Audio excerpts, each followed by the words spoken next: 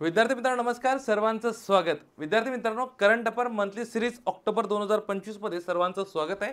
विद्यार्थी मित्रांनो, मागच्या वेळेस आपण एक महासंग्राम व्हिडिओ टाकलेले होते 4 आणि प्रत्येक महासंग्राम व्हिडिओ 50,000 70,000 80,000 प्लस गेले आणि विद्यार्थ्यांचं मागणी होती की सर जसे महासंग्राम व्हिडिओ तुम्ही टाकताना तशी तुम्ही काय करा, मंथली यूट्यूब सिरीज सुरू करा. ज्या मंथच्या काही महत्त्वाच्या घडामोडी आहे त्याचं एक लेक्चर तरी टाका आणि त्याचे काही शॉर्ट्स व्हिडिओ आम्हाला उपलब्ध करून द्या. तर विद्यार्थी मित्रांनो, ऑक्टोबर 2025 पासून म्हणजे या महिन्यापासून आपण नवीन यूट्यूबची सिरीज सुरू करतोय, ज्यामध्ये प्रत्येक महिन्याची एक व्हिडिओ असणार आहेत. त्यामध्ये ज्या काही महत्त्वाच्या घडामोडी मी घेणार आहोत त्या तुम्हाला येणाऱ्या परीक्षेसाठी अतिशय महत्त्वाच्या असणार आहेत. तर आपण बघतोय October 2024-2025 monthly current affair series एका व्हिडिओमध्ये टोटल मी मागच्या महिन्यातल्या घडामोडी कव्हर केलेल्या आहे. तत्पूर्वी सर्वांचं एक मनापासून आभार मित्रांनो. हा जो आपण महासंग्राम व्हिडिओ टाकला होता, तुम्ही जवळपास 1,35,000 विद्यार्थ्यांनी बघितला. तुमचं सर्वांचं मनापासून आभार. त्यानंतरचे हे सगळे महासंग्राम व्हिडिओ 85,000 74,000 93,000 आणि आत्ताचा जो आता लेटेस्टचा टाकला होता एक 15-20 दिवस झालेले आहे. तुम्ही महाराष्ट्रातील तमाम विद्यार्थ्यांनी जो करंट अफेअरसाठी भरभरून प्रतिसाद दिला त्याबद्दल सर्वांचं मनापासून आभार. तुम्हाला काही तुमच्या सूचना किंवा प्रतिक्रिया असेल त्याबद्दल आम्ही नेहमी त्या अपडेट करत राहू. तुमच्या काही प्रतिक्रिया सूचना असेल तर मला नेहमी तुम्ही यूट्यूबच्या कमेंट बॉक्समध्ये टाका आणि तुम्ही कुठल्या जिल्ह्यातनं लेक्चर बघताय तर कमेंट बॉक्समध्ये टाका आणि नवीन असेल चॅनलला तर सबस्क्राईब करा आणि आपल्या व्हिडिओला लाईक करा. या व्हिडिओचं टार्गेट किमान आत्ता जवळपास हा व्हिडिओ आपला 50,000 प्लस जायला पाहिजे ऑक्टोबर मंथ करंट अफेअर सिरीजमधला. ठीक आहे. तर मित्रांनो, सुरू करण्या अगोदर आपण या 2000 ऑक्टोबर 25 जो मंथली करंट अफेअर व्हिडिओ आहे यामध्ये मागच्या महिन्यातल्या कोणत्या कोणत्या घडामोडी कव्हर करणार आहोत त्या मी तुम्हाला सांगतोय. यामध्ये म्हणजे कसं असतं, एक आपल्याला क्लॅरिटी होऊन जाते की व्हिडिओमध्ये नेमकं कोणत्या कोणत्या टॉपिक असणार आहेत. आणि ही जी नोट्स आहे ना, ही नोट्स मी ॲपला तुम्हाला प्रोव्हाइड करून देतो. ठीक आहे. चला, रामन मॅक्सेसे पुरस्कार जाहीर झाला 2025चा हा घेणार आहोत. आशिया क्रिकेट कप स्पर्धा झाली, हा सुद्धा टॉपिक असणार आहे. दादासाहेब फाळके पुरस्कार, बॅलन डिओर पुरस्कार, न्यायमूर्ती श्री चंद्रशेखर हॉकी आशिया कप, अमेरिकन टेनिस स्पर्धा, सुशीला कार्की नेपाळच्या अंतरिम पंतप्रधान, जागतिक बॉक्सिंग चॅम्पियनशिप, जागतिक बौद्धिक संपदा निर्देशांक, जागतिक शांतता निर्देशांक आणि नवीन भारतातील जो रामसर स्थळे जाहीर झाले ते सुद्धा घेतोय.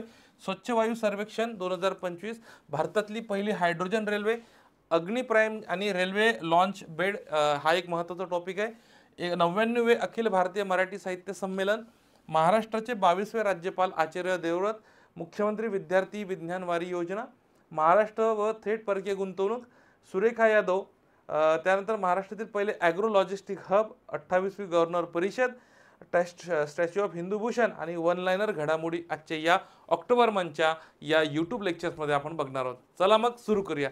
तत्पूर्वी आत्ता जी 9 तारखेची जी काही परीक्षा होती राज्यसेवेची ती पुढे गेलेली आहे, तुम्हाला माहीत असेल. आणि हा व्हिडिओ ना सर्व स्पर्धा परीक्षासाठी महत्त्वाचा आहे. फक्त राज्यसेवाच नाही, कंबाईन नाही, तर सरळ सेवेच्या सगळ्याच परीक्षासाठी महत्त्वाचा असणार आहे. की चालू घडामोडी काय सगळ्या परीक्षांना सारखंच असतं, फक्त कुठे सरळ सेवेला थोडं सिंगल लाईन विचारतात, राज्यसेवेला मल्टी लाईन स्वरूपाचं विचारतात. तर मित्रांनो, मला बरेच विद्यार्थी विचारत होते की सर राज्यसेवेची जी वन डे रिव्हिजन बॅच घेतली होती ऑनलाईन ऑफलाईन तशी कंबाईनची घेत आहे का, कारण की कंबाईनच्या तारखा आलेल्या आहेत. तर मित्रांनो, तुम्ही ॲपला जर स्टेप अप अकॅडमीचं ॲप जर डाउनलोड केलं असेल तर या ॲपमध्ये सगळं तुम्हाला चालू घडामोडीची one day revision batch, one day revision म्हटल्यापेक्षा वर्षभराची बॅच अवेलेबल करून दिलेली आहे. आणि जेव्हा परीक्षा येईल तेव्हा वन डे रिव्हिजन बॅच सुद्धा मी उपलब्ध करून देणार आहोत.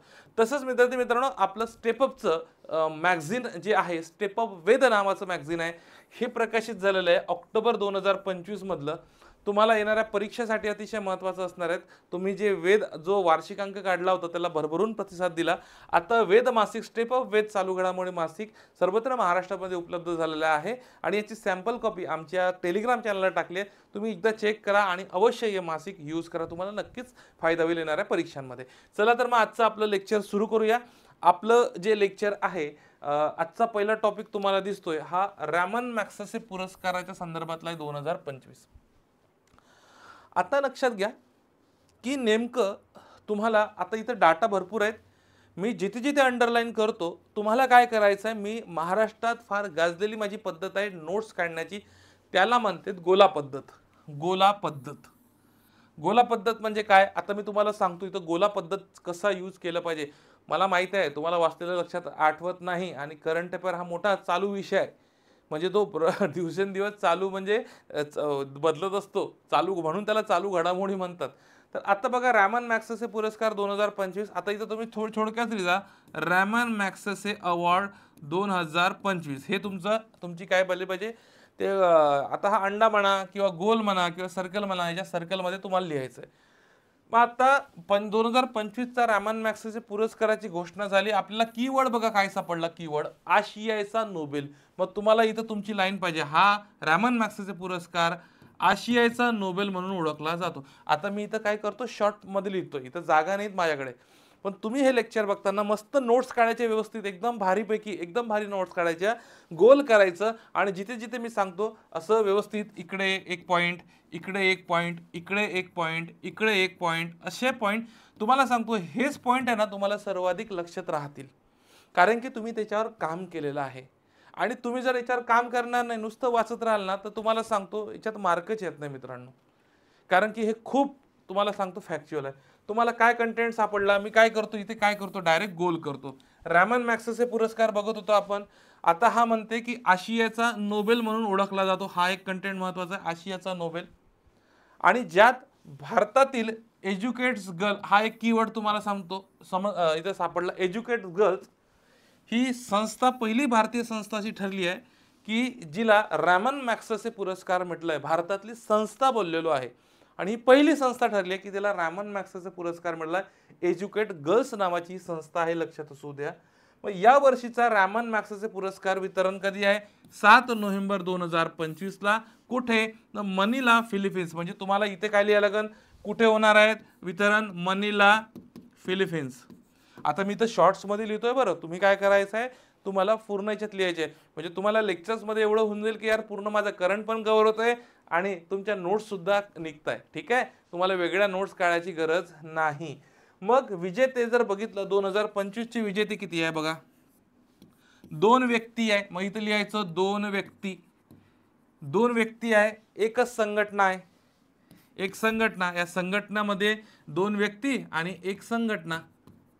ठीक आहे, असं लिहायचं इथं, एक व्यक्ती आणि 2 संघटना. मग आता लक्षात घ्या, रॅमन मॅग्सेसे पुरस्काराची स्थापना 1957. मग तुम्हाला या ॲरोमध्ये 1957 लिहिणं गरजेचं आहे.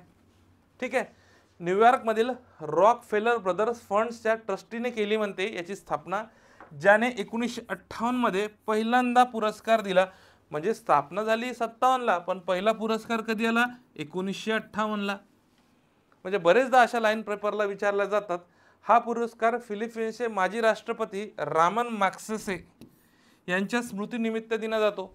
हे एक रॅमन मॅग्सेसे नाव पाहिजे, त्यांचे 1957 ला अपघाती निधन झाले होते. मग आता बघा, एवढा मोठा कंटेंट तुम्हाला दिसतो, मी थोडा बाजूला स्लाईडच्या बाजूला होतोय, लक्षात घ्या. आणि मी फक्त याच्यामधला कीवर्ड काढलेला आहे. म्हणजे लक्षात घ्या, एखादं पुस्तक वाचताना, एखादं करंटचं कंटेंट वाचताना त्यातलं जर तुम्हाला कीवर्ड समजलं ना, तर तुम्हाला अभ्यास करणं फार सोपा जातो आणि डायरेक्ट प्रश्न हे कीवर्डवर असतात. पुरस्कार रॅमन मॅग्सेसेमध्ये काय काय बघितलं, आशियाचं नोबेल म्हणतात, भारतातल्या एका संस्थेला पुरस्कार भेटला, एज्युकेट गर्ल्स ही पहिली संस्था आहे. 7 नोव्हेंबर 25 ला मनीला, फिलिपिन्स इथे याचं वितरण होणार आहे. तसंच 2025 मध्ये 2 व्यक्ती आणि एक संघटनेला पुरस्कार मिळालेला आहे. आणि पुरस्काराची स्थापना 1957 ला झालेली आहे आणि पहिला पुरस्कार 1958 ला देण्यात आलेला आहे. आलं का लक्षात? म्हणजे तुम्हाला कीवर्ड समजले का? रॅमन मॅग्सेसे पुरस्कार आशियाचा नोबेल म्हणून ओळखला जातो. तसंच पहिली संस्था ज्यावरची पुरस्कार भेटला, एज्युकेट्स गर्ल्स, 7 नोव्हेंबर 2025 रोजी काय करणार आहे, लक्षात घ्या, मनीला, फिलिपिन्स इथं वितरण होणार आहे. 2 व्यक्ती आहे, एक संस्था आहे, संस्थेचं नाव सांगितलं मी तुम्हाला. तसंच 1957 ला हा पुरस्काराची स्थापना झाली, पण पहिला पुरस्कार 1958 ला भेटला. लक्षात असू द्या, हे तुम्हाला माहित पाहिजे. आणि फिलिपिन्सचे माजी राष्ट्रपती होते कोण, तर रॅमन मॅग्सेसे, हे नाव माहित पाहिजे. मग आता पुढची स्लाइड जर आपण बघितली, तुम्हाला लक्षात येईल याच्यामध्ये पुरस्कार आणि विजेते दिलेले आहे, देश दिलेला आहे, यांचं कार्य आणि संस्था दिलेले आहे, आणि महत्त्वाची विशेष बाब आणि उदाहरणं म्हणजे नेमकं त्याच्या संदर्भातले काही घडामोडी दिलेल्या आहेत. तर लक्षात घ्या, तुम्हाला पुरस्कारामध्ये तुम्हाला सांगितलं मी की जे काही महाराष्ट्र आपल्या भारतातली जी संस्था आहे एज्युकेट गर्ल्स, ठीक आहे, आणि NGOची स्थापना केली सफीना हुसेन यांनी केली 2007 मध्ये. हे IMP करून ठेवा। हे तुम्हाला याची स्थापना विचारली जाऊ शकते। ही जी एज्युकेट गर्ल्स नावाची संस्था आहे, या संस्थेची स्थापना, जिला रॅमन मॅग्सेसे पुरस्कार 2025 भेटलेला आहे, त्या संस्थेची स्थापना कोणत्या वर्षी झाली असा प्रश्न सुद्धा विचारला जाऊ शकतो। यांचं नाव माहित पाहिजे, सफीना हुसेन। हे भारतातली संस्था आहे। मगाशीच बोललो 2025 मध्ये रॅमन मॅग्सेसे पुरस्कार 2 व्यक्ती आणि 1 संस्थेला मिळाला आहे। मग आता ही विशेष बाब म्हणजे काय की नेमकी ही संस्था जी आहे, ही संस्था कशासाठी काम करते? जी एज्युकेट गर्ल्स नावाची संस्था आहे, 2007 मध्ये याची स्थापना झाली आहे। हे कशासाठी काम करते तर लक्षात घ्या, ग्रामीण भागातील मुलींच्या शिक्षणासाठी हे काम करते आणि भारतातली ही पहिली संस्था आहे जिला ही पुरस्कार जिंकलेला आहे, लक्षात असू द्या। मग त्याच्यामुळे रॅमन मॅग्सेसे पुरस्कार जिंकणारी पहिली संस्था असल्यामुळे इथे प्रश्न विचारण्याची शक्यता दाट आहे, लक्षात असू द्या। मग आता पुढचं जर बघितलं तर यांचं नाव मी तुम्हाला सांगतो। पुढची जी व्यक्ती आहे शाहिना आली, ही मालदीवची व्यक्ती आहे। हिने सुद्धा रॅमन मॅग्सेसे पुरस्कार 2025 जिंकलेला आहे। कशासाठी तर प्लास्टिक प्रदूषणाविरुद्ध जे लढा देत आहे त्याच्यासाठी शाहिना अली यांना रॅमन मॅग्सेसे पुरस्कार भेटलेला आहे, लक्षात असू द्या। मग तिसरं नाव फ्लॅविनो अँटोनियो एल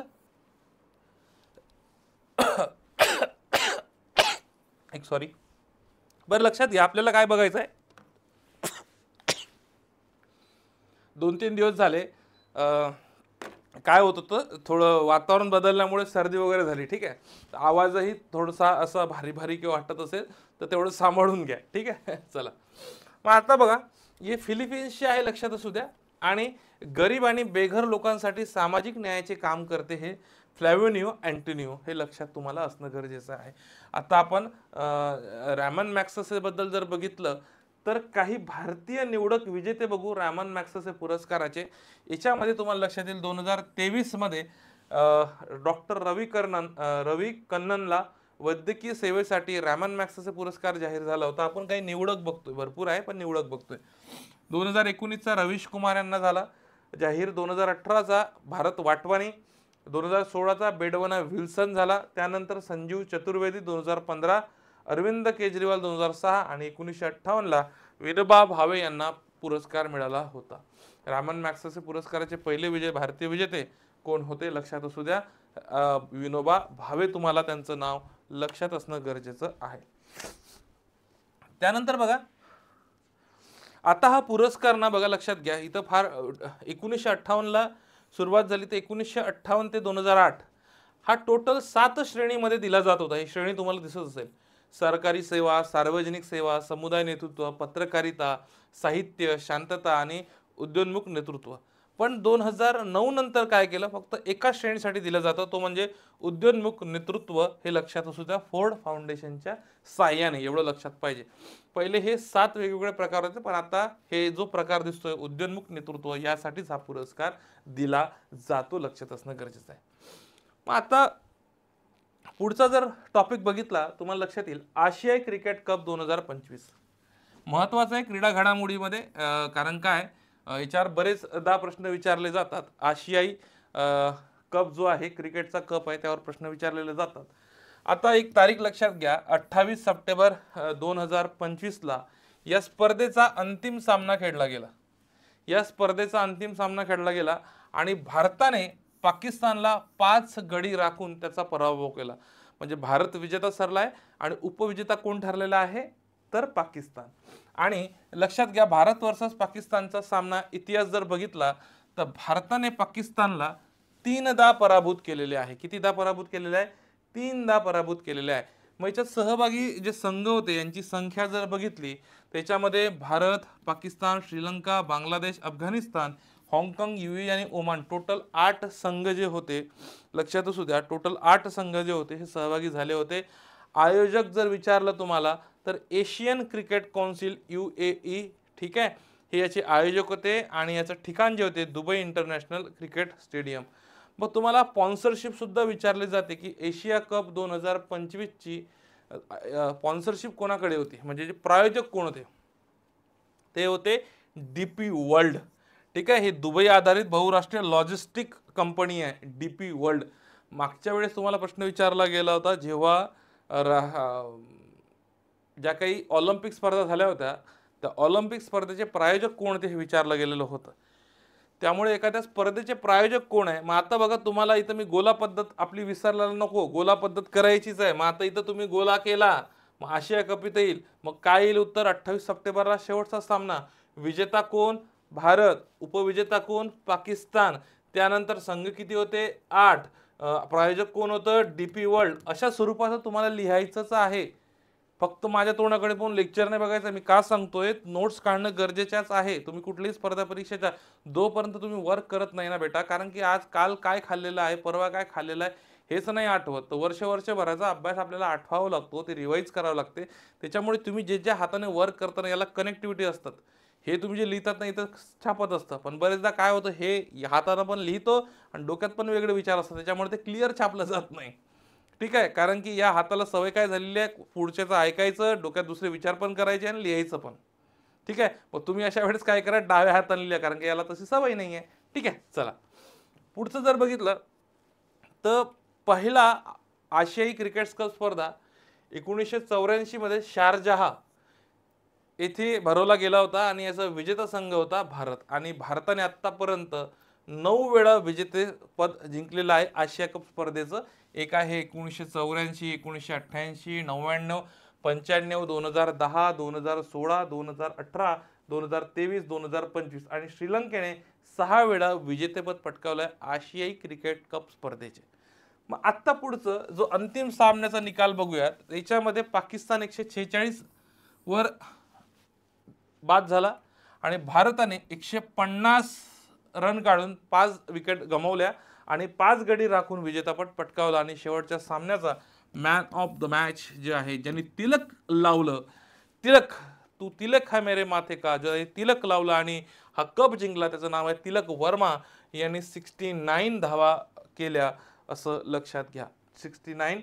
त्यानंतर भारताचा कर्णधार सूर्यकुमार यादव, पाकिस्तानच्या कर्णधाराचं नाव आहे सलमान आगा, लक्षात असू द्या. आता आशिया कपचे रेकॉर्ड जर बघितले तर सर्वाधिक वैयक्तिक धावा पथुम निसंकाने केल्या आणि भारताविरुद्ध सर्वोच्च धावसंख्या होती. आता इथं लक्षात घ्या, थोडंसं हे IMP करून ठेवा.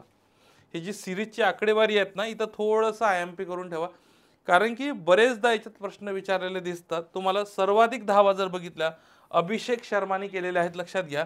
314 धावा, हा man of the series ठरलाय Abhishek Sharma. त्यानंतर सर्वाधिक बडी घेतली आहे कुलदीप यादवने, टोटल 17 विकेट्स घेतलेले आहे. आणि सर्वाधिक षटकार कोणी मारले ते सुद्धा अभिषेक शर्माने मारले, 19. या सिरीजमध्ये 19 षटकार मारलेल्या अभिषेक शर्माने. मॅन ऑफ द सिरीज सुद्धा अभिषेक शर्मा ठरलाय आणि सर्वाधिक विकेट्स कोणी घेतले? कुलदीप यादवने 17 विकेट्स घेतलेले आहे, लक्षात असू द्या. ठीक आहे, मग आता पुढचं जर बघितलं तर लक्षात घ्या, आपल्याला महत्वाचा दादासाहेब फाळके पुरस्कार.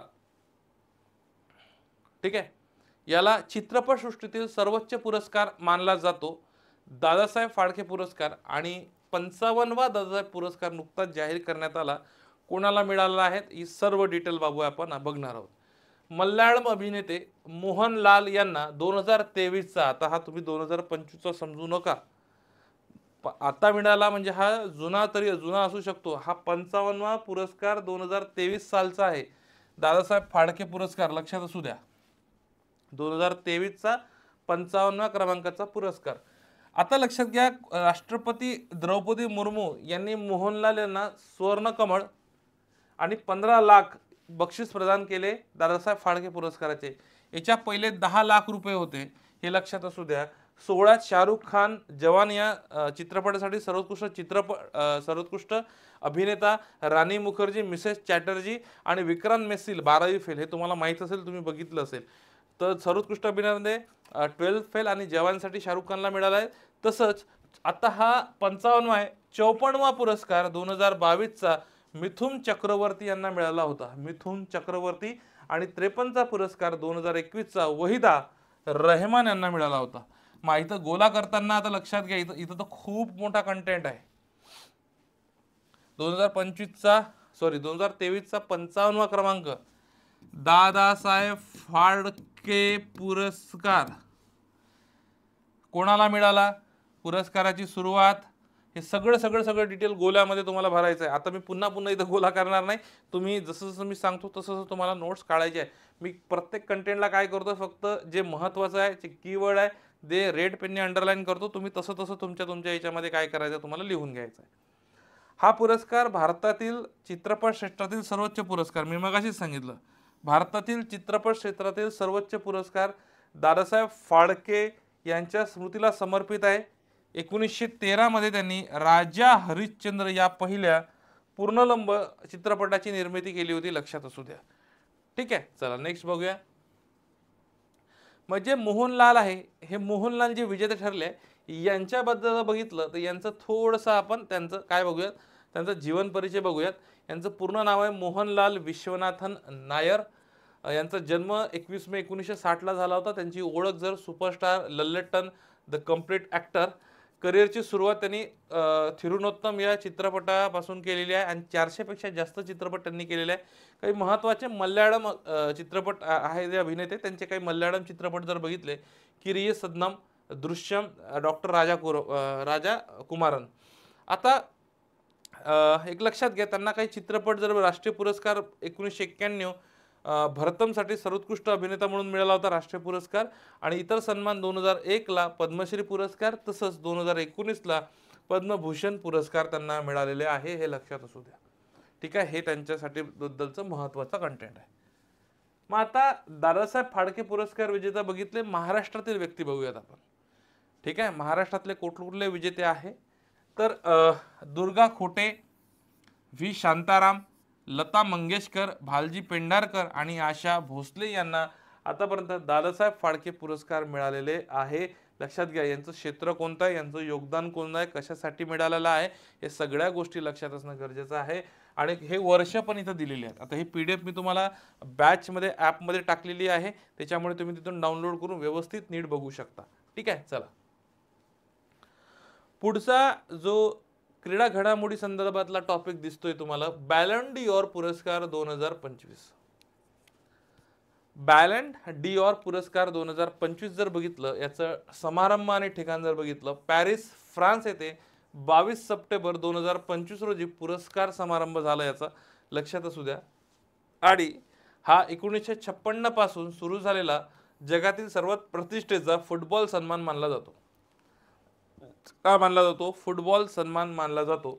आणि 2024चा पुरस्कार प्रथमच पुरुष आणि महिला जे आहे या दोन्ही विजेते स्पेनचे आहे. आणि 2023चा पुरस्कार अर्जेंटिनाच्या लिओनेल मेस्सीला मिळाला होता. आता लक्षात जरा बघा, याचे थोडक्यात जर बघितलं, पुरुष विजेता बघितला उस्मान डेम्बेले, ठीक आहे, आणि महिला विजेती बघितली तर एताना बोनमती. हे तुम्ही थोडंसं स्टार पॉईंट करून ठेवा. ठीक आहे, बॅलन डी'ओर पुरस्काराचा पुरुष विजेता उस्मान डेम्बेले आणि महिला विजेती बॅलन डी'ओर पुरस्काराची आहे एतेना बोनमाती. हे नाव तुम्हाला लक्षात असणं गरजेचं आहे. ठीक आहे, चला मग आता पुढचा जो टॉपिक तुम्हाला दिसतोय, न्यायमूर्ती श्री चंद्रशेखरन यांच्याबाबत बघतोय. हा आता टॉपिक व्यक्तिविशेष निवड नियुक्तीच्या संदर्भातला आहे. व्यक्तिविशेष निवड नियुक्ती. तुम्ही हा व्हिडिओ तुमच्या स्पीडनुसार बघू शकता. तुम्हाला कमी करायची आहे, वाढवायची आहे, त्यानुसार तुम्ही हा तुमच्या स्पीडनुसार तुम्हाला कसा झेपेल त्यानुसार बघायचं आहे. मी एक साधारणतः सामान्य माणसाला समजेल या स्पीडमध्ये घेतो, पण काही विद्यार्थ्यांना लक्षात येतं की सर थोडं स्पीड वाढवून आम्ही व्हिडिओ बघितला तर काही हरकत नाही. ठीक आहे, चला आता इथं बघा, 5 सप्टेंबर 2025ची एक तारीख आहे, लक्षात असू द्या. न्यायमूर्ती चंद्रशेखर यांनी मुंबई उच्च न्यायालयाचे मुख्य न्यायाधीश म्हणून यांनी नियुक्ती झालेली आहे. न्यायमूर्ती कोणाचं? चंद्रशेखर यांची. आणि ही नियुक्ती राष्ट्रपतीच्या कलम 217 ही IMP करा. ही नियुक्ती राष्ट्रपतीच्या कलम 217 अंतर्गत अधिकारांचा वापर करून करण्यात आली, ज्यात सुप्रीम कोर्टाच्या कोलेजियमची शिफारस आणि केंद्र सरकारची मंजुरी महत्त्वाची ही भूमिका बजावते. लक्षात असू द्या, ही जी नियुक्ती आहे राष्ट्रपतीच्या कलम 217 अंतर्गत जो अधिकाराचा वापर आहे त्या अंतर्गत करण्यात आलेली आहे. आणि यांना जी शपथ दिली हे तत्कालीन राज्यपाल CP राधाकृष्णन यांनी दिलेली आहे. तुम्हाला माहिती असेल आता CP राधाकृष्णन हे भारताचे उपराष्ट्रपती बनलेले आहे, लक्षात असलं तुम्हाला गरजेचं आहे आणि ते आता यांच्या जाग्यावर आचार्य देवव्रत हे महाराष्ट्राचे राज्यपाल म्हणून यांची नियुक्ती करण्यात आलेली आहे. मग आता न्यायमूर्ती श्री चंद्रशेखर यांचा थोडक्यात प्रवास जर बघितला, जीवन परिचय जर बघितला, तर यांनी 17 जानेवारी 2013 रोजी झारखंड उच्च न्यायालयाचे अतिरिक्त न्यायाधीश म्हणून काम केलेले आहे आणि मुख्य न्यायाधीश म्हणून डिसेंबर 2023 ते जुलै 2024 या कालावधीत झारखंड उच्च न्यायालयाचे कार्यकारी मुख्य न्यायाधीश ते होते. लक्षात असू द्या, एखाद्या वेळेस कुठल्याही उच्च न्यायालयाचे न्यायाधीश जेव्हा होतात, नियुक्त होतात, त्यांचा बॅकग्राऊंड सुद्धा माहीत पाहिजे, कारण की त्यावर सुद्धा प्रश्न विचारले जातात. आणि न्यायमूर्ती चंद्रशेखरांनी मुंबई उच्च न्यायालयात नियुक्ती झाली जुलै 2025 मध्ये, ठीक आहे, न्यायाधीश म्हणून. आणि सप्टेंबरमध्ये त्यांना मुख्य न्यायाधीश म्हणून त्यांची नियुक्ती करण्यात आलेली आहे. ठीक आहे. मग आता लक्षात घ्या, पुढे जर बघितलं, भारतीय पुरुष हॉकी संघाच्या एशिया कप 2025 विजेता, भारतीय पुरुष हॉकी संघ एशिया कप 2025 चा विजेता. लक्षात असू द्या, याच्यामध्ये काय करायचं आहे, भारतीय पुरुष हॉकी संघाने 2025 च्या एशिया कप मध्ये, म्हणजे ही याची 12वी आवृत्ती होती. लक्षात असू द्या. आणि हा कालावधी जर लक्षात असू द्या, 29 ऑगस्ट ते 7 सप्टेंबर 2025 दरम्यान जो आहे हा आशिया कप स्पर्धा पार पडली. याची आवृत्ती 12वी आणि दक्षिण कोरियाला 4-1 ने पराभूत केलेला आहे भारतीय संघाने. आणि हॉकी संघात इतिहासात नवीन पान कोरलेले आहे, नवीन पान लिहिलेले आहे. आता लक्षात घ्या, याच्यामध्ये भारतीय हॉकी संघाने दक्षिण कोरियाला 4-1 ने पराभूत केले. कोणता आहे? भारतीय हॉकी संघाचा एशिया कप आहे. तसंच आता बघा इथं, कर्णधार हरमनप्रीत सिंग यांच्या नेतृत्वाखाली संघाने 8 वर्षाच्या अंतरानंतर 2017 नंतर हा कप जिंकलेला आहे. लक्षात असू द्या. आणि 2026च्या हॉकी विश्वचषकासाठी थेट प्रवेश मिळाला आहे याच्यामुळे, ही स्पर्धा जिंकल्यामुळे. आता या Dilpreet Singh player of the match हे लक्षात ठरलेलं आहे. आणि या स्पर्धेत भारताने 39 गोल करून सर्वाधिक गोल करण्याचा, लक्षात असू द्या, विक्रम किंवा संघ ठरलेला आहे. लक्षात असू द्या. आता बघा, कंटेंट भरपूर आहे. मी जिथे जिथे अंडरलाईन करून दिलेले आहेत ना, तिथे तिथे लक्षात घ्या, तुम्हाला काय करायचं आहे, तर तिथे तिथे तुम्हाला तुमचा जो मी तुम्हाला सांगितलं गोला पद्धत जी वापरायची आहे आणि त्याच्या संदर्भातले ॲरो करून तुम्हाला नोट्स काढायच्या आहेत. ठीक आहे. आता एशिया कप हॉकी एशियातील प्रमुख पुरुष हॉकी स्पर्धा असून याची सुरुवात जर बघितली का स्थापना बघितली, ही 1982 ला झालेली आहे. आणि ही स्पर्धा दर 4 वर्षांनी एकदा होते, परंतु कोविडमुळे 2022 मुळे ते विलंबित झाली. 2025 ची 12वी आवृत्ती असून त्यात 8 संघ सहभागी झाले होते. ठीक आहे, तर हे एवढं लक्षात पाहिजे. आणि भारताने आतापर्यंत, लक्षात असू द्या, भारताने आतापर्यंत पुरुष एशिया कप 4 वेळा जिंकलेला आहे.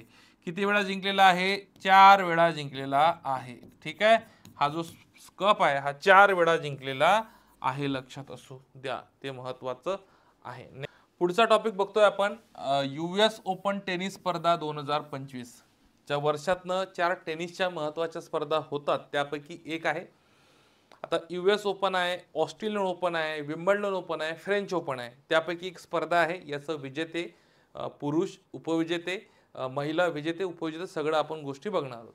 तर आता बघा, 2025च्या US ओपन मध्ये, आता तुम्हाला सांगितलं, आता प्रत्येक ठिकाणी मी तुम्हाला गोला पद्धत करून दाखवणार नाही. मी तुम्हाला पहिले सांगितले की नोट्स या लेक्चरच्या कशा काढायच्या. गोला पद्धत असली पाहिजे, त्याचं हेडिंग आणि ॲरो करून तुम्हाला फक्त कीवर्ड लिहायचे आहे. माझ्यासोबत नोट्स काढायला लागेल तर तुम्ही, काही अडचण नाही. बघा, 2025च्या US ओपन मध्ये पुरुष एकेरी, आता लक्षात घ्या, पुरुष एकेरी अंतिम सामन्यात कार्लोस अल्कराज हा वर्ल्ड नंबर 2 चा खेळाडू आहे. याने काय केलं, यानिक सिनरला हरवून अल्कराजने 6वे ग्रँड स्लॅम विजेतेपद पटकावले. म्हणजे US ओपनचा विजेता कोण आहे, तर इथं विजेता येईल कार्लोस अल्कराज, उपविजेता यानिक सिनर. आलं का लक्षात? ठीक आहे.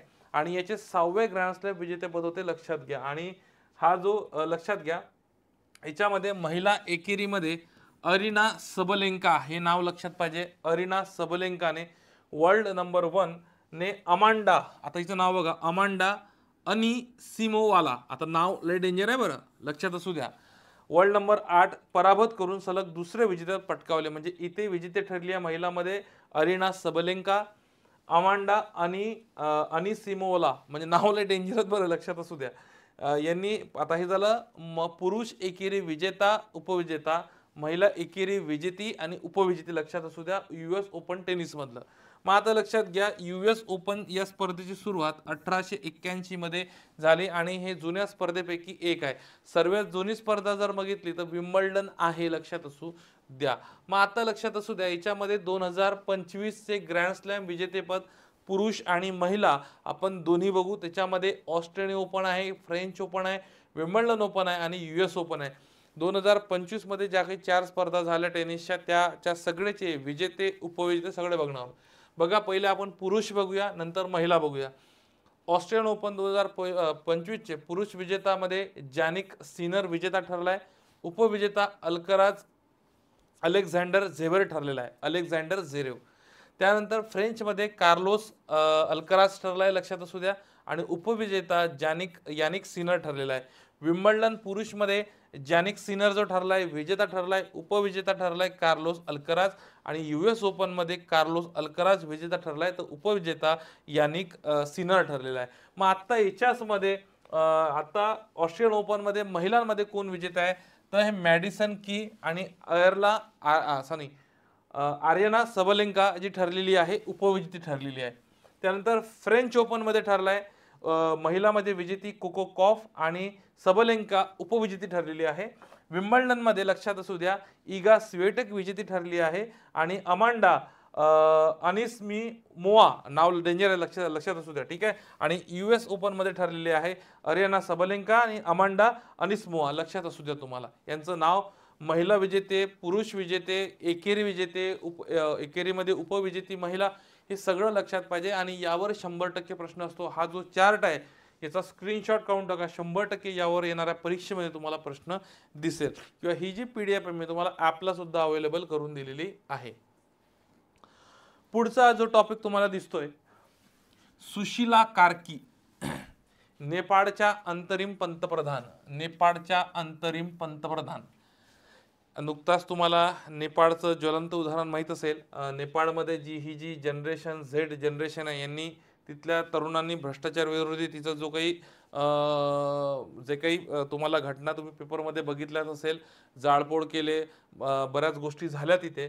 त्यानंतर माजी मुख्य न्यायाधीश सुशीला कार्की यांची 12 सप्टेंबर 2025 रोजी नेपाळच्या अंतरिम पंतप्रधान म्हणून शपथ घेतली. ही नेपाळच्या पहिल्या महिला पंतप्रधानाची ओळख आहे लक्षात असू द्या.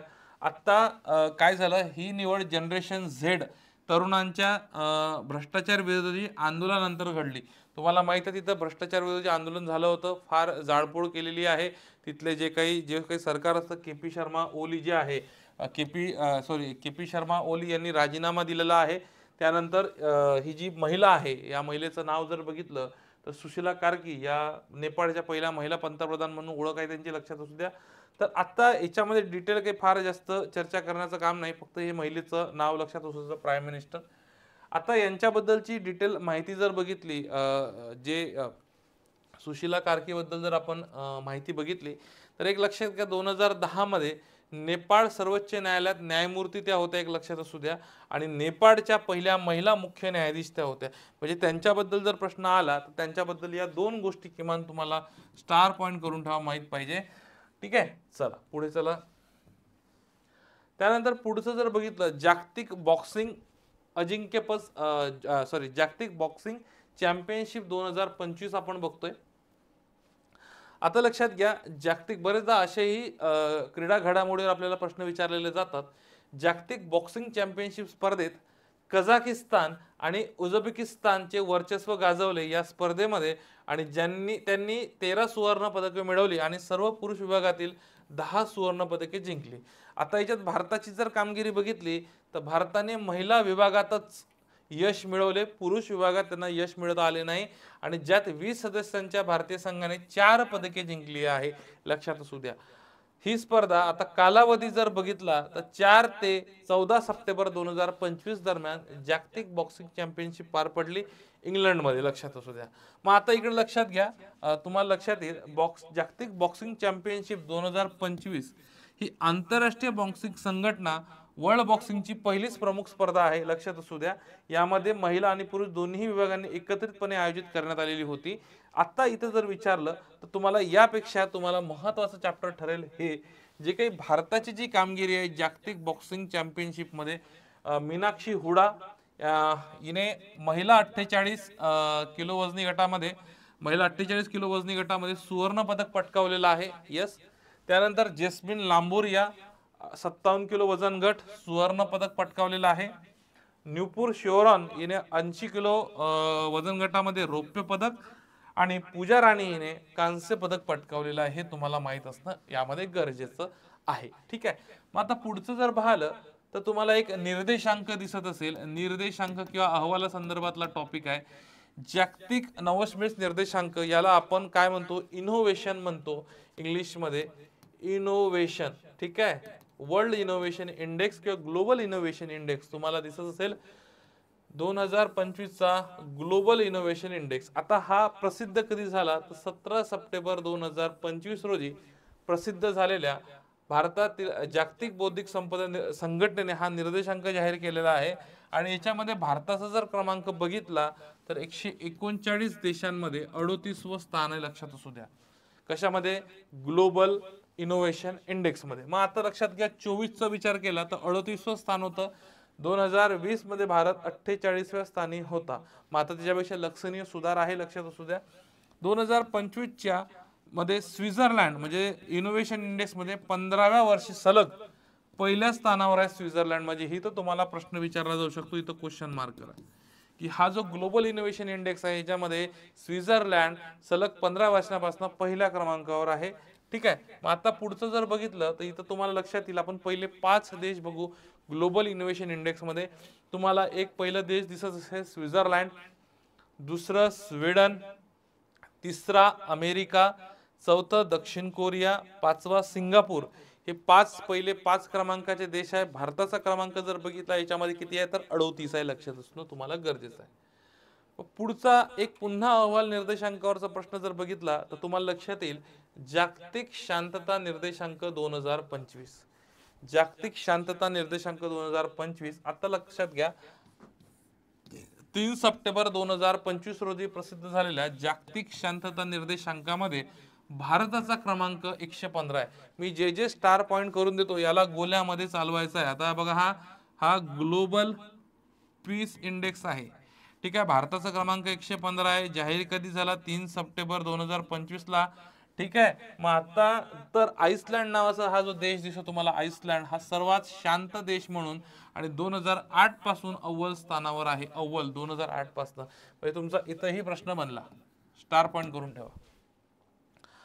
ठीक आहे. आपण ग्लोबल इनोव्हेशन इंडेक्स मध्ये सलग 15 वर्ष कंटिन्यू पहिल्या स्थानावर स्वित्झर्लंड होता आणि हा 2008 पासून जागतिक शांततामध्ये आइसलँड आहे, लक्षात असणं तुम्हाला गरजेचं आहे. मग आता इकडे लक्षात घ्या थोडंसं जर लक्षात बघितलं, हा अहवाल कोण जाहीर करते? ग्लोबल पीस इंडेक्स अहवाल दरवर्षी इन्स्टिट्यूट फॉर इकॉनॉमिक्स पीस नावाची संस्था आहे, ही संस्था जाहीर करते. ऑस्ट्रेलियामध्ये संस्था आहे आणि याचं मुख्यालय सिडनी इथं आहे, लक्षात असू द्या. मग आता याच्यामध्ये जर बघितलं भारत आणि पाकिस्तानची तुलना केली तर लक्षात घ्या भारताचे स्थान 115 आहे. 2024 मध्ये 116 होते आणि पाकिस्तानचे 144 स्थान आहे. या अहवालात टोटल 163 देशांचा समावेश करण्यात आलेला आहे, हे तुम्हाला लक्षात असणं गरजेचं आहे. आणि सर्वात कमी शांततेचे देश जर बघितले तर लक्षात घ्या त्याच्यामध्ये रशिया, युक्रेन, सुदान, कांगो प्रजासत्ताक, येमेन हे तुम्हाला दिसतील. आणि एक स्टार पॉइंट करून ठेवा की सिंगापूर हा आशियातील एकमेव देश आहे जो अव्वल 10 मध्ये आहे. इथे तुम्हाला त्याचा क्रमांक 6 दिसेल, लक्षात असू द्या. 1 नंबरला आइसलँड आहे, पहिल्या 10 मध्ये सिंगापूर आशियातील पहिल्या 10 मध्ये आहे आणि त्याचा क्रमांक पहिल्या 10 पैकी 10 मध्ये 6वा नंबर आहे, लक्षात असू द्या. मग आता पुढे जर बघितलं भारतातील 2 रामसर स्थळे. आता याच्यामध्ये एक गोष्ट लक्षात घ्या, आता हा भौगोलिक घडामोडी संदर्भातला, भूगोल आणि पर्यावरण घडामोडीतला प्रश्न आहे. जिओ आणि एन्व्हायरमेंट संदर्भातला टॉपिक आहे. जेव्हा जेव्हा भारतातले रामसर स्थळ जाहीर केलेले जातात तेव्हा 100% त्यावर कुठल्या ना कुठल्या परीक्षेवर प्रश्न दिसतात. मग आता 27 सप्टेंबर 2025 रोजी बिहारमधील बक्सर जिल्ह्यातील, लक्षात घ्या बिहारमधील बक्सर जिल्ह्यातील गोकुळ जलाशय बिहारमधील बक्सर जिल्ह्यातील गोकुळ जलाशय आणि पश्चिम चंपारण्य जिल्ह्यातील, लक्षात घ्या, उदयपूर झील. आता हे दोन नाव लक्षात पाहिजे, उदयपूर झील आणि गोकुळ जलाशय लक्षात असू द्या. यांचा दोन नवीन पाणथळ जागांचा रामसर यादीत समावेश करण्यात आलेला आहे. आलं का लक्षात? अगोदर 91 होते, आता 91 होते, 91 प्लस 2 पकडात, आता रामसर स्थळ भारतातले झालेले आहे 93 झालेले आहे. मग आता गोकुळ जलाशय लक्षात घ्या, हे बक्सर जिल्ह्यामध्ये आहे, बिहारमधील, ठीक आहे. आणि उदयपूर सरोवर जे आहे हे पश्चिम चंपारण्य जिल्ह्यात बिहारमध्ये आहे. मग आता थोडक्यात याच्याबद्दल जर बघितलं, भारतातील रामसर स्थळांचा इतिहास आणि त्याची प्रगती जर बघितली, तर भारतातील पहिले जे रामसर स्थळ आहे 1981 मध्ये चिल्का तलाव आणि केवलादेव राष्ट्रीय उद्यान जाहीर झाले होते. 2012 पर्यंत विचार केला तर 26 असलेली ही संख्या आता 93 झालेली आहे. 2020 पासून 51 नवीन स्थळे जोडली गेलेली आहे, म्हणजे इथून आपली प्रगती चांगली झालेली आहे. 2025 मध्ये फेब्रुवारी मध्ये 4 रामसर स्थळ, जागतिक पर्यावरण दिवसाच्या पूर्वसंध्येला 2 म्हणजे खिचन आणि मेनार जे राजस्थान मध्ये, आणि आता सप्टेंबर मध्ये 2 गोकुळ जलाशय आणि उदयपूर. आता टोटल 93 जागतिक रामसर स्थळे जे आहे, रामसर स्थळे जे आहे, रामसरची यादी आहे, जे वेटलँड्स असतात, जे पाणथळ प्रदेश असतात, ठीक आहे, तर ते भारतात संख्या आता 93 झालेली आहे. आणि तामिळनाडू स्टार पॉइंट करून ठेवा, कारण की तामिळनाडूमध्ये 20 रामसर स्थळ आहे आणि भारतातील हे राज्य आघाडीवर आहे, म्हणजे सर्वाधिक रामसर स्थळांची संख्या ही तामिळनाडूमध्ये आहे 20. मग आता लक्षात घ्या, यामुळे भारत आशियामध्ये प्रथम आणि जगात तिसऱ्या क्रमांकाचा देश ठरलेला आहे, ज्यामध्ये सर्वाधिक रामसर स्थळे आहे. सर्वाधिक जर बघितलं तर 180 युनायटेड किंगडम मध्ये आहे आणि मेक्सिको मध्ये 144 आहे, आणि त्यानंतर आपला भारताचा क्रमांक लागतो 93. मग आता महाराष्ट्राचा विचार जर केला तर लक्षात घ्या, महाराष्ट्राचा विचार केला तर महाराष्ट्रामध्ये 3 रामसर स्थळे आहे. एक लोणार सरोवर बुलढाणाचं आहे, नांदूर मधमेश्वर नाशिकचं अभयारण्य, त्यानंतर ठाणे खाडी, हे जे आहे 3 रामसरच्या साथीत महाराष्ट्रातले 3 रामसर स्थळे आहे, लक्षात असू द्या. मग आता आपण उदयपूर आणि हे बघितलंच तुम्ही, तुम्हाला 93 आणि 92 नंबरचं, आता हे गोकुळ जलाशय हे 92 नंबरचं स्थळ आहे आणि उदयपूर शहर हे 93 नंबरचं रामसरच्या यादीत आहे. मग तुम्हाला आता मी शेवटचे 3-4 दाखवतो, कारण का बरेचदा हे कोणत्या राज्यातले आहे असे जोड्या लावावर सुद्धा प्रश्न विचारले जाण्याची शक्यता आहे.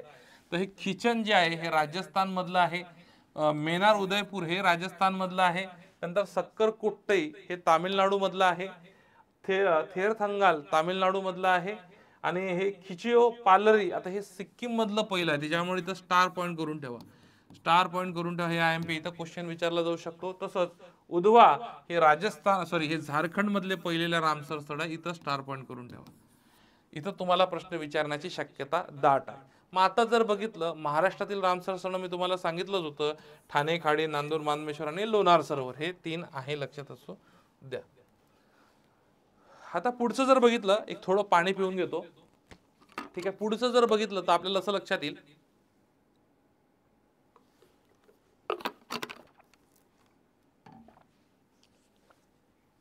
पुढचा टॉपिक आहे स्वच्छ सर्वेक्षण वायू सर्वेक्षण 2025. स्वच्छ वायू सर्वेक्षण 2025 चा जर विचार केला तर हे 7 सप्टेंबर 2025 रोजी हा जो अहवाल आहे किंवा हा निकाल आहे हा जाहीर करण्यात आलेला आहे. आणि लक्षात घ्या, महाराष्ट्रातील अमरावती शहराने 200 पैकी 200 गुणांसह पहिला क्रमांक पटकावलेला आहे. आता याच्यामध्ये श्रेणी आहे वेगवेगळ्या. आता 3 ते 10 लाख लोकसंख्येच्या गटामध्ये अमरावती देशात पहिल्या क्रमांकावर आहे, लक्षात असू द्या. यस, आता ही श्रेणी बघा, तर मध्य प्रदेश मधील इंदूर श्रेणी 1 मध्ये देशात अव्वल आहे. म्हणजे हे साधारणतः 10 लाखांपेक्षा जास्त असतील, हे 3 ते 10 लाखांमध्ये अमरावती आहे. याच्या वेगवेगळ्या कॅटेगरी आहे, श्रेणी आहे, हे लक्षात असणं गरजेचं आहे. 130 शहरांपैकी 11 शहरांना राष्ट्रीय स्वच्छ वायू शहर ही पदवी देण्यात आलेली आहे, लक्षात असू द्या. आणि हा जो राष्ट्रीय स्वच्छ वायू कार्यक्रम आहे हा 2019 मध्ये सुरू करण्यात आलेला होता. मागच्या वेळेस याच्यावर प्रश्न विचारला गेलेला होता, तुम्हाला भविष्यात याच्यावर प्रश्न विचारण्यात जाण्याची शक्यता आहे. त्यामुळे हा व्यवस्थित जिथे जिथे मी कंटेंट तुम्हाला रेड करून ठेवलं आहेत ना, त्यावरच तुम्हाला प्रश्न विचारले जातील. मग आता आपण वेगवेगळी श्रेणी बघूयात. श्रेणीनुसार रँकिंग बघितलं, स्वच्छ वायू सर्वेक्षण मध्ये 1 पहिली श्रेणी 10 लाख पेक्षा लोकसंख्या मध्ये कोण आहेत? पहिलं इंदूर आहेत, दुसरं कोण आहे? जबलपूर आहे, तिसरं कोण आहे? आग्रा आहे. मग स्वच्छ वायू सर्वेक्षण मध्ये जर बघितलं 2025 श्रेणी 2 3 ते 10 लाख लोकसंख्यामध्ये 1 नंबरला कोण आहे? अमरावती महाराष्ट्र, 2 नंबरला झाशी आहे मुरादाबाद, 3 नंबरला अलवर नावाचं शहर आहे राजस्थान मधलं. स्वच्छ वायू सर्वेक्षण 2025 मध्ये श्रेणी नंबर 3 मध्ये बघितलं जे 3 लाखांपेक्षा कमी लोकसंख्या आहे तिथं पहिलं क्रमांक आहे देवास, दुसरं क्रमांक आहे परवाणू आणि तिसरं क्रमांक काय आहे? अंगुल. हे लक्षात असणं तुम्हाला गरजेचं आहे.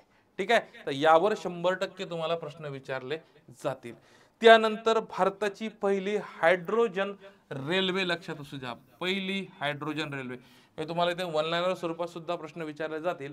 भारताची पहिली हायड्रोजन रेल्वे. आता बघा सप्टेंबर 2025 मध्ये भारतातली पहिली हायड्रोजन रेल्वेने त्याच्या 3 चाचण्या यशस्वीरित्या पूर्ण केल्या. ही हायड्रोजनवर चालणारी गाडी जगातील सर्वात शक्तिशाली आणि सर्वात लांब रेल्वे मानली जाईल असं म्हटलेलं आहे. त्यानंतर जर्मनीने 2018 पासून चालू केली होती. फ्रान्स, स्वीडन, चीन या देशानंतर भारत हा 5वा देश ठरणार आहे त्याची स्वतःची भारताची हायड्रोजन रेल्वे सुरू करणार आहे की त्याची चाचणी यशस्वीरित्या पूर्ण करणार आहे. मग आता भारताची पहिली जी हायड्रोजन रेल्वे आहे त्याबद्दल माहिती बघूया. तर पहिला मार्ग हरियाणातील जिंद ते सोनीपत दरम्यान. आता हा स्टार पॉइंट करून ठेवा. ते विचारतील की भारताची पहिली हायड्रोजन रेल्वे कोणत्या मार्गावर धावणार आहे? तर हरियाणातील जिंद ते सोनीपत दरम्यान धावणार आहे. अंदाजे याची लांबी बघितली तर 89 किलोमीटर लक्षात असू द्या. आता या गाडीचा ताशी वेग जर बघितला तर 110 किलोमीटरच्या आसपास आहे लक्षात असू द्या. प्रवासी क्षमता एका वेळी साधारणतः 2500 प्रवासी त्याच्यामध्ये जाऊ शकतात. पर्यावरणीय फायदे जर बघितले तर जिंद येथील हायड्रोजन उत्पादन केंद्रात दररोज 420 किलो हायड्रोजन निर्मिती केली जाईल आणि दरवर्षी 3400 टन कार्बन डायऑक्साईड उत्सर्जन कमी होईल. त्यामुळे हे पर्यावरणाच्या दृष्टीने फायदे आहेत. ठीक आहे, तर हे लक्षात तुम्हाला असलं पाहिजे. इथं स्टार पॉइंट करून ठेवा कुठे धावणार आहे. पुढचा जर टॉपिक बघितला तुम्हाला लक्षात येईल अग्नि प्राइम आणि रेल्वे लॉन्च बेड जर बघितलं तर तुम्हाला लक्षात येईल की 24 सप्टेंबर 2025 च्या दिवशी DRDO आणि स्ट्रॅटेजिक फोर्सेस कमांड म्हणजे SFC ने रेल्वे आधारित मोबाईल लॉन्चर मोबाईल लॉन्चरचा वापरून अग्नि प्राइम या क्षेपणास्त्राची यशस्वी चाचणी केली आणि हा भारताने प्रथमच रेल्वे नेटवर्कच्या म्हणजे एखाद्या क्षेपणास्त्राची चाचणी करण्यासाठी भारताने प्रथमच रेल्वे नेटवर्क करून याची भरारी केलेली आहे. त्यामुळे इथे तुम्हाला प्रश्न विचारला जाऊ शकतो अमेरिका, रशिया, चीन यांनी याआधीच रेल मोबाईल क्षेपणास्त्र प्रणालीचा वापर केलेला आहे लक्षात असू द्या. ही चाचणी रशियाच्या टोपोलियम सारख्या रेल्वे आधारित सिस्टमची तुलना करते हे सुद्धा तुम्हाला माहित पाहिजे. ठीक आहे, चला नेक्स्ट. आता जे अग्नि क्षेपणास्त्र आहे त्याच्यातले जे काही प्रकार आहे अग्नि मालिका आहे बरेचदा याच्यावर प्रश्न विचारले जातात. अग्नि 1 चा साधारणतः पल्ला, अग्नि 2 चा पल्ला, 3, 4, 5 प्राइम आणि अग्नि 6 जे आता ते विकासाधीन आहे म्हणजे त्याचा चालू आहे सध्या विकास चालू आहे. तर आता अग्नि 1 चा पल्ला 700 ते 1200 किलोमीटरच्या रेंज मध्ये आहे. अग्नि 2 चा पल्ला 2000 ते 3500 किलोमीटरच्या रेंज मध्ये आहे. अग्नि 3 चा पल्ला 3500 ते 5000 किलोमीटरच्या रेंज मध्ये आहे.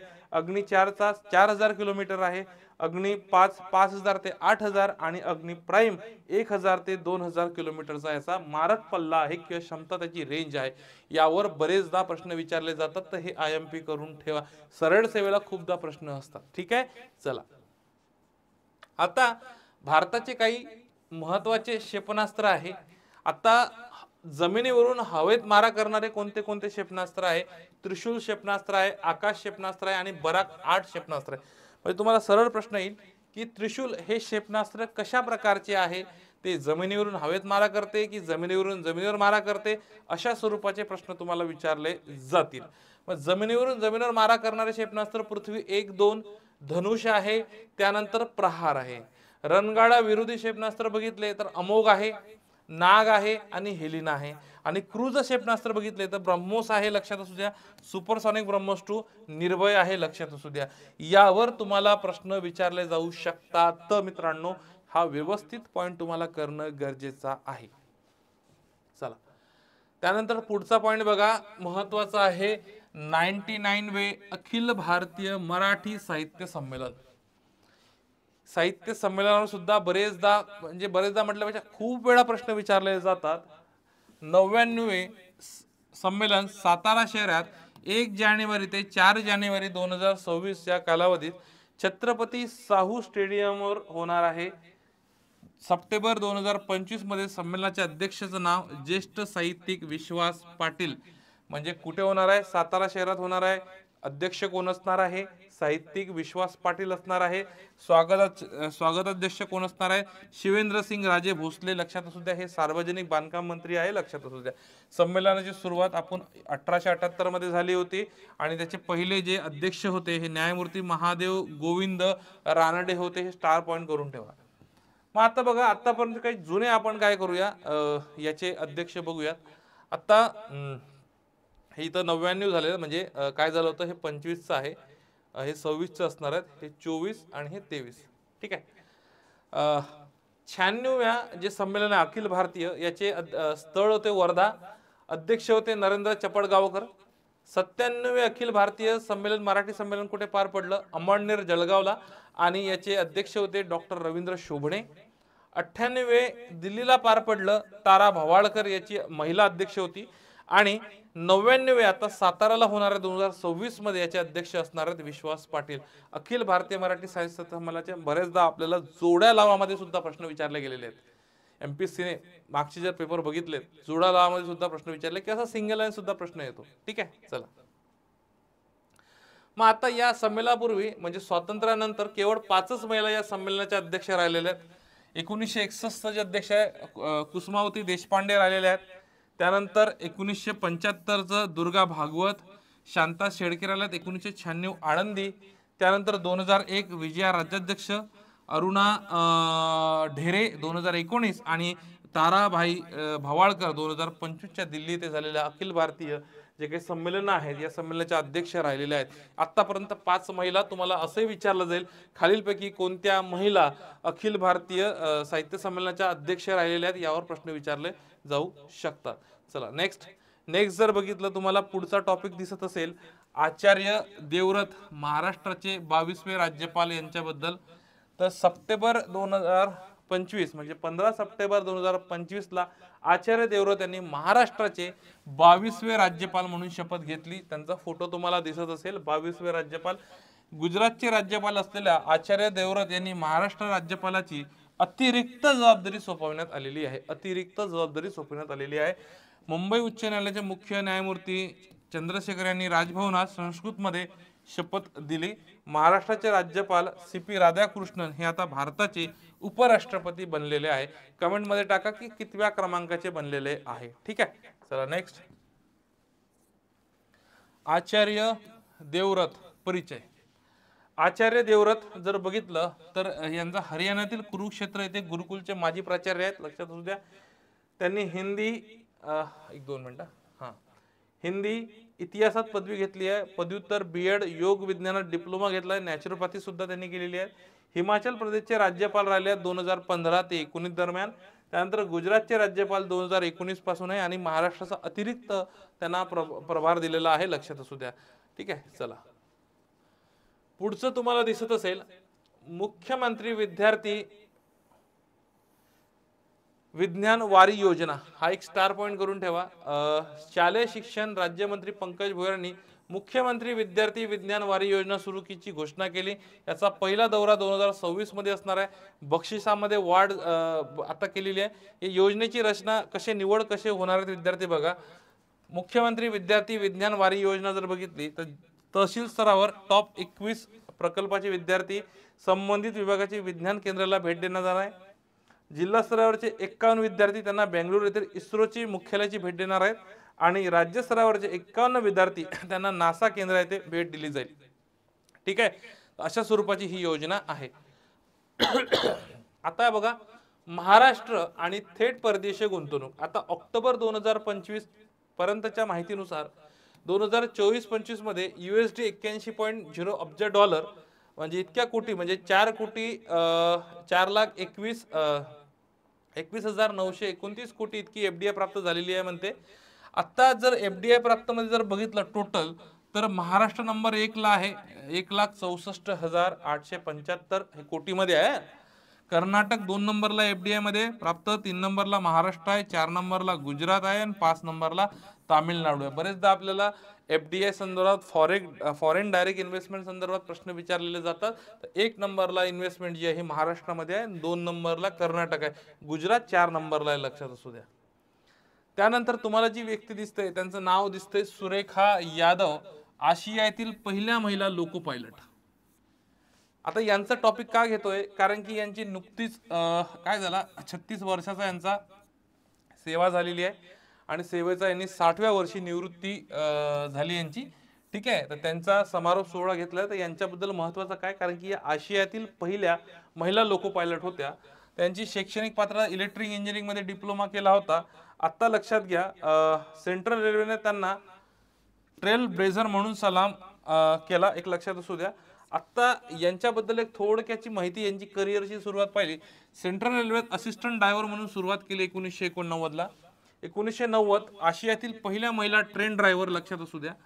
पहिल्या लेडीज स्पेशल लोकल ट्रेनची चालक, ठीक आहे, हे लक्षात असू द्या, ममता बॅनर्जी यांच्या काळात.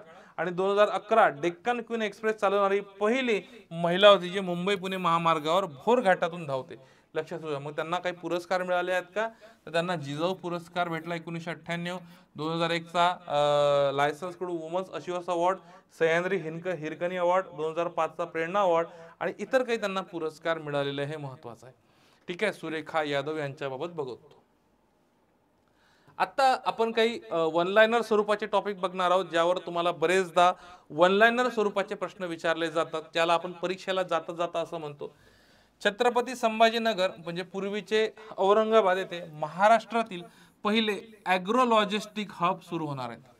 ठीक आहे, तुम्हाला सरळ प्रश्न विचारतील की महाराष्ट्रातील कोणत्या जिल्ह्यामध्ये महाराष्ट्रातील पहिले ॲग्रो लॉजिस्टिक हब होणार आहे, तर हे कुठे सुरू होणार आहे, हे छत्रपती संभाजीनगर येथे सुरू होणार आहे. ठीक आहे, मग आता पुढचं जर बघितलं, हिमाचल प्रदेश, आता इथं स्टार पॉइंट करून ठेवा. हिमाचल प्रदेश हे 8 सप्टेंबर 2025 रोजी आंतरराष्ट्रीय साक्षरता दिनानिमित्त पूर्ण कार्यक्षम साक्षरता प्राप्त करणारे. मित्रांनो बघा,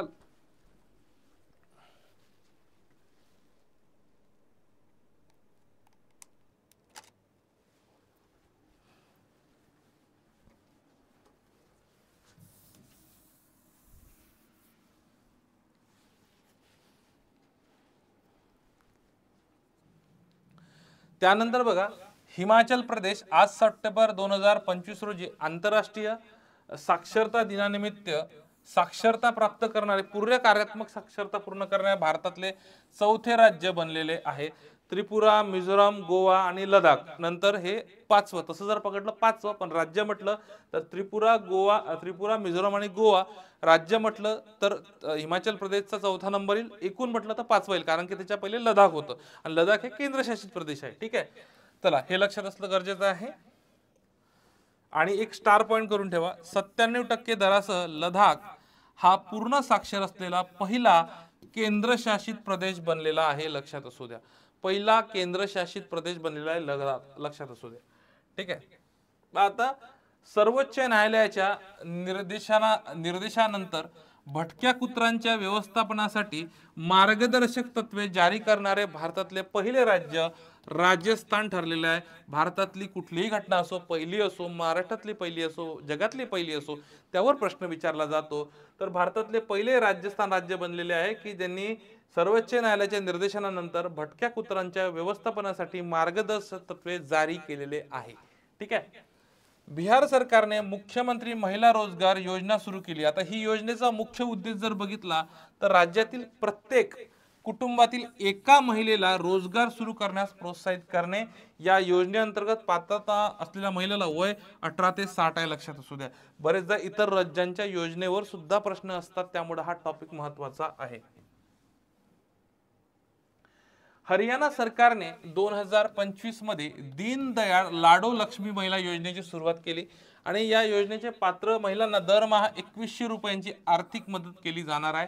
आणि ही योजना 23 ते 60 वर्ष वयोगटातील विवाहित, अविवाहित अशा दोन्ही प्रकारच्या महिलांसाठी लागू असणार आहेत. दीनदयाळ लाडो लक्ष्मी महिला, जसं आपल्या याच्यामध्ये लाडकी बहीण योजना होती तशाच प्रकारची तिकडची ही योजना आहे, ठीक आहे. त्यानंतर स्टार पॉइंट करा, महत्वाचं आहे, IMP आहे, लक्षात असू द्या.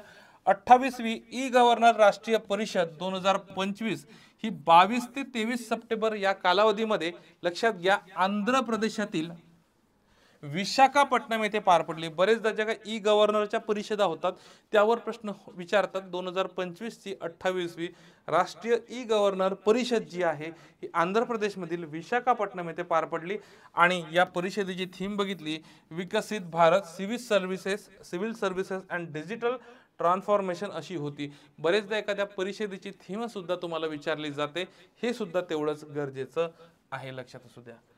पिंपरी चिंचवड मधील मोशी येथील बोर्डेवाडी म्हणजे पुणे नाशिक महामार्गावर येथे धर्मवीर छत्रपती संभाजी महाराजांचे जगातील सर्वात उंच 100 फूट शिल्प स्टॅच्यू ऑफ हिंदूभूषण ज्याला म्हटले जाते ते उभारण्यात आलेले आहे आणि हे ब्रॉन्झ धातूपासून बनवलेल्या पुतळ्याचा सांगाडा स्टेनलेस स्टीलचा असून, लक्षात असू द्या, आता हे जे आहे यांचं नाव तुम्हाला सांगतो, जगप्रसिद्ध शिल्पकार राम सुतार यांच्या मार्गदर्शनाखाली यांचं कार्य पूर्ण झालेलं आहे.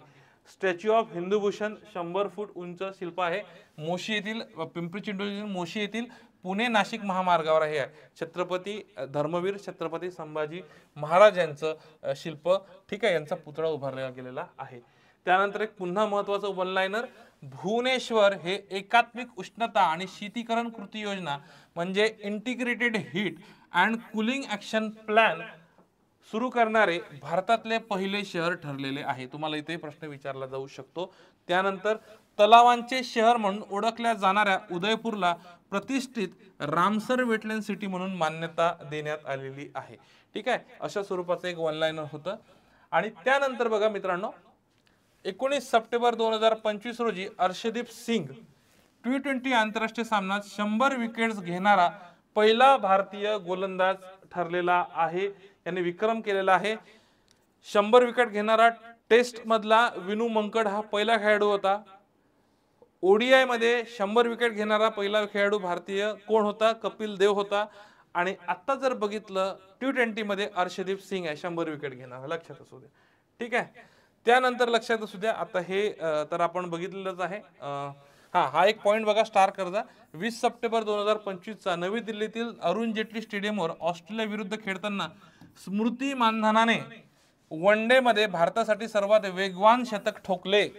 आलं का लक्षात? सर्वात वेगवान शतक ठोकलेले आहे कोणी? स्मृती मानधनाने, ठीक आहे. आणि सप्टेंबर 2025 म्हणजे 7 सप्टेंबर 2025 रोजी अनुतीन चारनविराकुल यांनी थायलंडचे 32वे पंतप्रधान म्हणून पदभार स्वीकारला. आता हे जे त्यांचं तुम्हाला नाव दिसतोय पेंतो गटान शिनावात्रा यांच्यावर प्रश्न विचारला गेला होता. आता मागच्या गट क च्या कुठल्या तरी मेन्सला प्रश्न विचारला गेला होता. आणि ज्या ज्या देशाचे पंतप्रधान राष्ट्रपती निवडून येतात त्यावर 100% प्रश्न असतो. यांनी काय केलेलं आहे, राजीनामा दिला, यांची जागा घेतली. न्यायालयाने त्यांना पदावरून काढून टाकले आहेत. थायलंडचे हे सर्वात तरुण पंतप्रधान होते ना, त्यामुळे यांच्यावर मागे प्रश्न विचारला गेलेला होता, लक्षात असू द्या. तर विद्यार्थी मित्रांनो, जे काही महत्त्वाचे ऑक्टोबर महिन्यातल्या ज्या काही महत्त्वाच्या चालू घडामोडी होत्या मी इथे तुम्हाला कव्हर करून दिलेल्या आहे. आता आपली ही सिरीज कंटिन्यू असणार आहेत ऑक्टोबर, नोव्हेंबर, डिसेंबर, जानेवारी. आणि तसेच आपले हे जे सगळे PDF आहे तुम्हाला आपल्या चालू घडामोडीची जी बॅच आहे, वन डे रिव्हिजन बॅच असो, वर्षभराची बॅच असो, त्यामध्ये उपलब्ध करून दिलेले आहे. आणि तुम्ही मागचं माझं जे पुस्तक चालू घडामोडीची वार्षिकी प्रश्नसंच याला भरभरून प्रतिसाद दिला त्याबद्दल सर्वांचे मनापासून आभार. तुमच्या काही प्रतिक्रिया किंवा सूचना असतील तर त्याचं नेहमी आम्ही स्वागत करेल की त्यात आपल्याला काय बदल करता येईल. आणि तुम्ही तुमच्या सूचना किंवा प्रतिक्रिया असेल तर नक्की आमच्या व्हॉट्सअपला पाठवा. हे जो व्हिडिओ आहे हा जास्तीत जास्त विद्यार्थ्यांपर्यंत शेअर करा.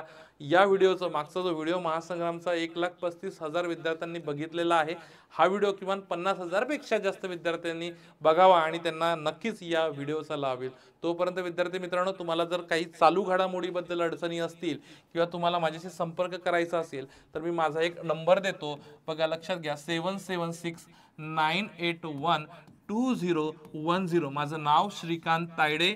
ठीक आहे, तुम्ही मला या नंबरला तुमच्या काही चालू घडामोडी संदर्भात अडचणी असतील तर मला विचारू शकता, किंवा स्पर्धा परीक्षा रिलेटेड अजून काही अडचणी असतील तर मला विचारू शकता. काही अडचण नाही, फक्त मला पहिले व्हॉट्सअप मेसेज करा, कारण की बरंच काय होतं दिवसभर लेक्चर्स इतर कामं. तर मी तुमचं जर अर्जंटच असेल तर तुम्ही मला व्हॉट्सअपला मेसेज टाकू शकता, अर्जंट आहे सर, बोलायचं आहे 5 मिनिटं, मी स्वतःहून तुम्हाला कॉल करेल. अन्यथा काही प्रश्न असतील तर मला व्हॉट्सअपला टाका. ठीक आहे, तोपर्यंत सर्वांना मनापासून शुभेच्छा. येणारी परीक्षा, ज्या काही सरळ सेवेच्या परीक्षा असतील, राज्यसेवेच्या परीक्षा असतील, आणि ज्या परीक्षांमध्ये चालू घडामोडी विषय, तर काळजी करू नका मित्रांनो. ज्या परीक्षांमध्ये चालू घडामोडी, एखाद्या परीक्षेमध्ये 15 मार्काला आहे तर तुम्हाला किमान 10+ मार्कांची हमी मी देतो, की तुम्हाला 100% आपले जे व्हिडिओ लेक्चर सिरीज आहे यामधून तुमचे कव्हर होतील. तोपर्यंत सर्वांना thank you very much, all the very best.